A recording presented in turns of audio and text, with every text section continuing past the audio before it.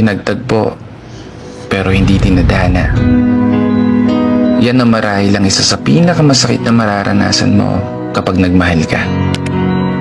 Oo, kapag nagmahal ka ng isang tao, higit pa sa pagmamahal mo sa iyong sarili. Pagmamahal na nauuwi sa maling pangyayari. Pagmamahal na sa bandang huli, hindi ikaw ang pinili. Kasi ano nga bang tunay na kahulugan ng salitang pagmamahal? Yan ba ay nakabase lamang sa kung gaano na kayo katagal? O baka yan ay nasusukat sa kung gaano nakalalim ang pinagsamahan niyong parehong dinukal? Pagsasamang pinagbuklod ng mga pangako na sabay nahaharap sa altar. Isang pangako na balang araw ay magkahawak ang kamay at sabay na magpupugay at magpapalitan ng mga salitang pinagkaloob ng puong may kapal.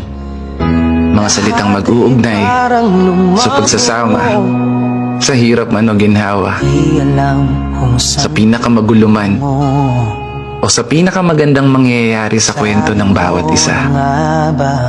Pero parang pangako na lang. Hanggang doon na lang. Kaso iba na eh. Kasi para saan pa yung salitang pagmamahal kung hindi ka na masaya? Hindi ka na yung dating kilala ko. Hindi ka na gaya nung umpisa. Hindi na ikaw yan eh. Hindi na kita kilala. Ibang-iba ka na. Pero mali. O baka dahil sadyang may iba ka na. Ay, bakit ko pa nga ba kailangan sabihin to sa'yo? Iniwan mo na nga pala ako. Pero sa bagay, huling iyak na to. Oo, huling-huli na. Kung mag-alala, alam ko sa sarili ko na kaya ko to.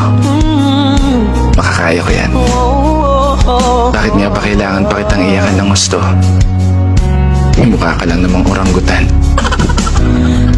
Ay, pero seryoso,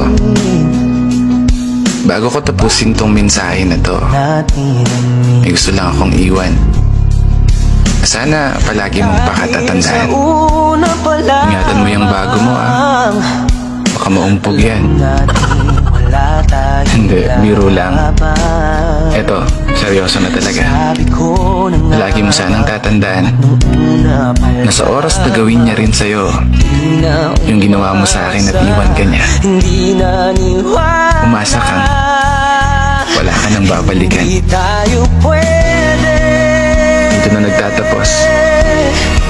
Kaya isang pagpupugay para sa lahat ng mga tao na patuloy sumasabay sa hamon ng buhay. Ako nga po pala si Brother Matt at ito ang aking munting tula. Sana nagustuhan mo.